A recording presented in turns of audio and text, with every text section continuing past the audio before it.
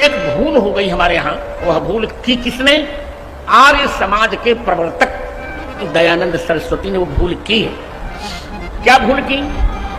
उन्होंने ये कह दिया कि रामायण और महाभारत, ये भागवत, ये सब कल्पित है, वेदों में इनका कोई प्रमाण नहीं है, ये उन्होंने कहा। किसी पर मिथ्या आरोप लगाना, किसी पर लांछन लगाना, ये महापाप है और आप पाप की तरफ बढ़ रहे हैं। धर्म गुरुओं का ये कर्तव्य नहीं है कि वो समाज को मिसगाइड करें।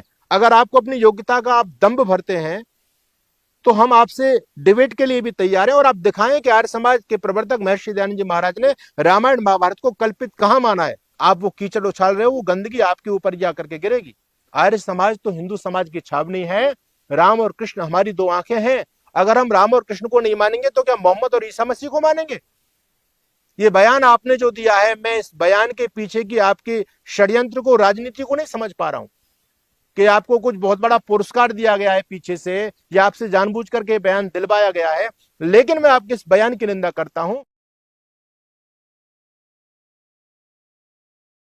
प्रसिद्ध कथावाचक रामभद्राचार्य जी द्वारा महर्षि दयानंद जी महाराज पर एक ओछी और मिथ्या टिप्पणी की गई। उन्होंने अपनी व्यासपीठ से बोला कि स्वामी दयानंद से बड़ी भूल हुई और स्वामी दयानंद ने रामायण और महाभारत को कल्पित कहा, और स्वामी दयानंद ने कहा कि वेदों में रामायण महाभारत का कहीं उल्लेख प्राप्त नहीं होता। मानभाव मैं आपसे पूछना चाहता हूं कि वेद प्राचीन है या रामायण काल प्राचीन है? पहली बात, रामायण काल तो भी लाखों वर्षों का है, लेकिन वेद तो अपौरुषेय है।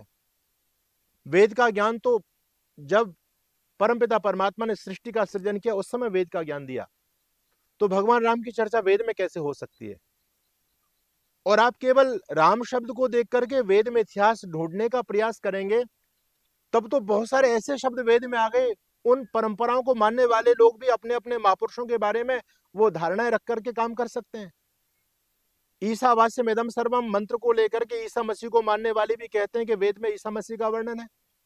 तक्षुर्देव हितम वेद का मंत्र है, उसमें अदीना श्याम शरदा सदम, आगे संधि होकर के मदीना श्याम शरदा सदम बनता है, वो कहते हैं वेद में मक्का मदीना का वर्णन है। कबीर जी को मानने वाले लोग कबीर मनीषी परिभू स्वयंभू, तो जब संधि हो जाती है तो कहते हैं वेद में कबीर जी का वर्णन है। तो वेद के साथ आप खींचातानी मत कीजिए। इस खींचातानी से बड़ा अनिष्ट हुआ है। आपके इन कपोल कल्पित अर्थों से ही तो वेद की इतनी निंदा समाज में हुई कि विदेशी लोग वेदों को जंगलियों की पुस्तक कहा करते थे। महर्षि दयानंद जी महाराज ने आकर के वेदों को गौरव प्रदान किया।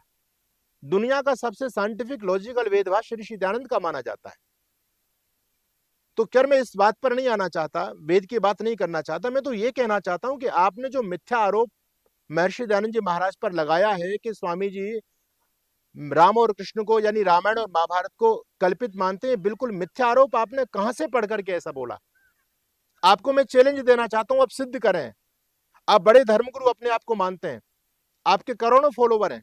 यदि आप समाज को एक गलत मैसेज देंगे तो समाज में क्या उसका प्रभाव होगा? आपने तो आर्य समाज से लोगों को काटने का काम कर रहे हो आप तो। बल्कि आपको इस समय यह समझना चाहिए कि संकट के दौर में, इस वैचारिक युद्ध में, यदि हम सनातन धर्म की रक्षा कर सकते हैं तो हमारी विचारधारा दृढ़ होनी चाहिए, मजबूत होनी चाहिए, साइंटिफिक होनी चाहिए, और उस साइंटिफिक सनातन विचारधारा को समाज में रखने का काम महर्षि दयानंद जी महाराज ने किया। आर्य समाज अलग से कोई मतपंथ संप्रदाय का नाम नहीं है। आर्य समाज एक सुधारवादी आंदोलन का नाम है, जो सनातन धर्म में और हमारे महापुरुषों के बारे में, जो हमारे धर्म ग्रंथों में गलत बातें डाली गई थी, स्वामी दयानंद जी महाराज ने उन्हीं बातों का खंडन किया है। किसी सनातन वैदिक परंपरा का खंडन नहीं किया, बल्कि उन सभी का मंडन किया है।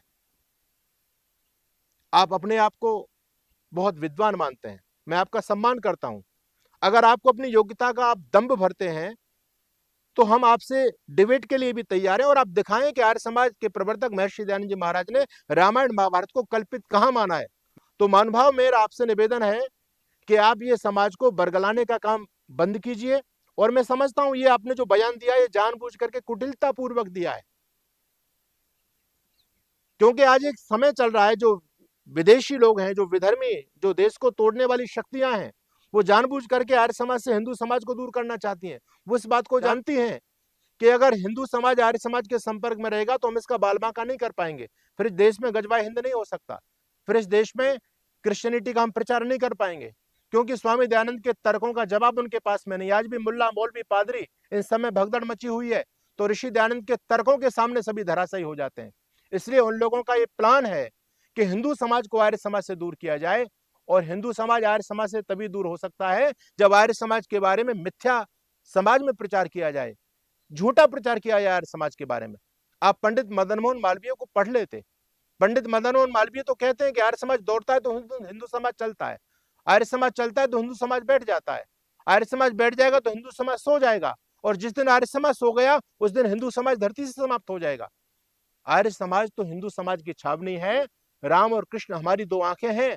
अगर हम राम और कृष्ण को नहीं मानेंगे तो क्या मोहम्मद और ईसा मसीह को मानेंगे? ये बयान आपने जो दिया है, मैं इस बयान के पीछे की आपके षड्यंत्र को, राजनीति को नहीं समझ पा रहा हूं कि आपको कुछ बहुत बड़ा पुरस्कार दिया गया है पीछे से, या आपसे जानबूझ करके बयान दिलवाया गया है। लेकिन मैं आपके इस बयान की निंदा करता हूं, और आज मैं चैनल के माध्यम से आपको यह भी बताना चाहता हूं कि जब जब विधर्मी लोगों ने भगवान राम और कृष्ण पर गंदे गंदे आरोप लगाए हैं, तब तक आर्य समाज मैदान में आया है। विधर्मी लोगों ने 1920 में पुस्तक लिखी थी, कृष्ण तेरी गीता जलानी पड़ेगी। उस समय उस पुस्तक का उत्तर देने की किसी में हिम्मत नहीं थी। तब आर्य समाज के विद्वान पंडित चमुपति एमए ने ईंट का जवाब पत्थर से दिया, और उन्होंने पुस्तक लिखी रंगीला रसूल। उस पुस्तक से हड़कंप मच गया, और आर्य समाज के बलिदानी प्रचारक महाशय राजपाल को इस पुस्तक के परिणाम स्वरूप अपना बलिदान देना पड़ा। आर्य समाज वो संगठन है कि जिसने अपना बलिदान देकर के अपने महापुरुषों के सम्मान की रक्षा की है। निजाम हैदराबाद ने जब मंदिरों पर ताले लगा दिए थे, हिंदू समाज को जब वहां सताया जा रहा था, उस समय आर्य समाज खड़ा हुआ, और देश का सबसे बड़ा सत्याग्रह हैदराबाद के अंदर आर्य समाज के लोगों ने जाकर के किया, और निजाम हैदराबाद को नाक रगड़नी पड़ी। मंदिरों में लगे घंटे घड़ियालों पर प्रतिबंध को उसको हटाना पड़ा। यह काम आर्य समाज ने किया है। मां भगवती सीता पर जब गंदी पुस्तक लिखी गई, सीता का छिनाला, उस पुस्तक का उत्तर आर्य समाज के लोगों ने दिया। आप आज आर्य समाज को रामकृष्ण से बांटना चाहते हैं, काटना चाहते हैं आप आर्य समाज को, और समाज में गलत मैसेज देना चाहते हैं। तो मेरा आपसे निवेदन है, आप विद्वान हैं, लेकिन वाणी के 4 पाप बताएं, उसमें से आप एक पाप कर रहे हो। वाचा अनृत परु सूचना असंबद्धानी। किसी पर मिथ्या आरोप लगाना, किसी पर लांछन लगाना, ये महापाप है, और आप पाप की तरफ बढ़ रहे हैं। धर्म गुरुओं का ये कर्तव्य नहीं है कि वो समाज को मिसगाइड करें। आप सत्य का उपदेश कीजिए, लोगों को धर्म से जोड़िए, वो काम कीजिए जो महर्षि दयानंद सरस्वती करके गए हैं। स्वामी दयानंद सरस्वती के बारे में आप जानते नहीं है कि वो कितने बड़े महापुरुष थे। इस देश के और सनातन की स्थिति को उन्होंने पलट करके रख दिया। स्वामी दयानंद से पहले विधर्मी हमारे धर्म ग्रंथों को लेकर के, हमारे महापुरुषों को लेकर के जब आक्षेप करते थे, तो आपके किसी भी धर्म गुरु में वो सामर्थ्य नहीं था जो उनका उत्तर दे पाते थे।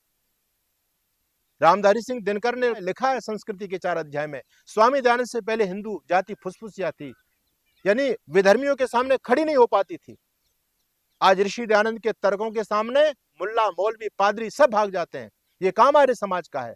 इस देश को आजाद कराने का काम ऋषि दयानंद ने किया। लाखों बलिदानी आर्य समाज ने देश को दिए। महर्षि दयानंद के सभी शिष्य थे। आप किसी भी क्रांतिकारी के जीवन इतिहास को उठा के देख सकते हैं, सभी महर्षि दयानंद से अनुप्राणित थे।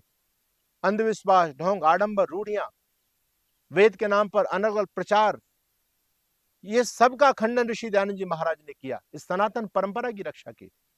तो मेरा आपसे निवेदन है कि आपको यदि विद्वान होने का दम्भ है, आप कहते हैं कि वेद के अंदर हर ऋचा से मैं राम कथा निकाल सकता हूं, तो निकाल करके दिखाइए ना। आपने जो ऋग्वेद का मंत्र प्रस्तुत किया, उसका महानुभाव जरा उसका परिचय भी तो दे दो। कौन से कांड के, कौन से अध्याय का, कौन सा मंत्र है, या आपका अपना कपोल कल्पित मंत्र है वो? आप तो पाणिनि से भी आगे निकल गए। आपने तो पाणिनि जी को भी चैलेंज दे दिया कि अष्टाध्यायी के जो 14 प्रत्याहार सूत्र हैं उनमें राम कथा है। अरे निकाल के दिखाओ। अगर आप विद्वान हैं तो आप निकाल के दिखाओ। ऐसे तो कोई भी कह देता है। लोग हमने देखे मंचों पर कहते हैं अभी मेरे पास समय नहीं है, नहीं श्लोक की व्याख्या में मैं 7 दिन तक इसकी व्याख्या कर सकता हूं। अरे करो ना, तुम लोगों को क्यों पागल बना रहे हो? तुम इतने बड़े विद्वान हो तो अलग से कोई रामायण लिख करके दिखाओ। लिखो प्रत्याहार सूत्रों में कहां से रामायण आ गई। आप तो आप समाज को बरगलाने का काम मत कीजिए, मिसगाइड मत कीजिए। अब मैं जानता हूं कि आप पाखंड को बढ़ाने का काम कर रहे हैं। ऋषि दयानंद वो सुधारवादी आंदोलन के जनक हैं जिन्होंने सनातन परंपरा और देश की रक्षा की है। तो ये वैचारिक क्रांति का युग है। इस वैचारिक क्रांति में यदि हम सनातन धर्म की विजय पताका फहराना चाहते हैं दुनिया में, तो हमको ऋषि दयानंद के झंडे के नीचे जाना पड़ेगा। महानुभाव, आप उनमें कमियां ढूंढ रहे हैं। मैं अन्य भूलों की चर्चा नहीं करता, मैं तो एक भूल की चर्चा करता हूं। कौन सी भूल ऋषि दयानंद ने की? आप ऋषि दयानंद को समझ पाएंगे क्या ऋषि दयानंद क्या है। जिस ऋषि दयानंद के सामने नास्तिक, मुल्ला, मौलवी, पादरी सभी निस्तेज हो गए, काशी नगरी को जिसने हिला के रख दिया, दुनिया में वेद धर्म का डंका जो बजाकर चले गए, आदि गुरु शंकराचार्य के बाद में जो शिथिलता सनातन धर्म में आई थी, उस शिथिलता को दूर करने का काम ऋषि दयानंद जी महाराज ने किया। आपने कितने विधर्मी लोगों को सनातन धर्म में दीक्षित कर दिया, आप मुझे बताइए। स्वामी दयानंद ने तो पहली शुद्धि की, इस देश की हर समस्या का समाधान ऋषि दयानंद लेकर के आए। तो उस महापुरुष पर कीचड़ उछालने का प्रयास मत कीजिए। आप वो कीचड़ उछाल रहे हो, वो गंदगी आपके ऊपर जा करके गिरेगी। हम आपका सम्मान करते हैं, बुजुर्ग हैं, आप अपनी मर्यादा में रहिए। और यदि आप अपनी योग्यता का दंभ भरते हैं तो फिर आप मैदान में आने के लिए भी हम तैयार हैं। आपसे बहुत बड़े बड़े विद्वान हमारे आर्य समाज के अंदर भी हैं और हमारे शंकराचार्यों के आसपास आप कहीं नहीं फटकते, लेकिन आपको अपनी योग्यता पर अहंकार है। यहां तो कहा गया कि जब वृक्षों पर फल लगते हैं तो वृक्ष झुकते हैं, आपके साथ उल्टा काम हो रहा है। तो इस अहंकार को कम कीजिए और जो गलत आप समाज में अफवाहें फैला रहे हैं, इन अफवाहों को बंद कीजिए। किसी षड्यंत्र का शिकार मत बनिए, मेरा आपसे इतना निवेदन है। अपने शब्दों को वापस लीजिए। और मैं आर्य समाज के सभी पदाधिकारियों से कहना चाहता हूं कि आप सभी वैधानिक तरीके से पत्र निकालिए, जिस पर रामभद्राचार्य जी माफी मांगे कि मैंने जो बोला है गलत बोला है, आपने बहुत बड़ा पाप किया है कि आर्य समाज को रामकृष्ण से दूर करने का काम किया है और समाज में गलत मैसेज देने का काम किया है। हमारे जितने आर्य समाज के जो यूट्यूबर सोशल मीडिया पर काम करते हैं, हमारे भाई बंधु, मैं उनसे भी कहना चाहता हूं कि जो जहर समाज में आर्य समाज के बारे में रामभद्राचार्य द्वारा घोला गया है या अन्य लोगों के द्वारा घोला जा रहा है, आप अपने सोशल मीडिया प्लेटफॉर्म पर आकर के इन्हीं सभी प्रश्नों का उत्तर दें। हालांकि एक बहुत बड़ा षड्यंत्र चल रहा है। आज गली गली में कुछ ऐसे छुटभैया जो हमको शास्त्रार्थ का चैलेंज देते फिर रहे हैं। अब हम इतना सामर्थ्य इनके साथ में कहां से लगाएं।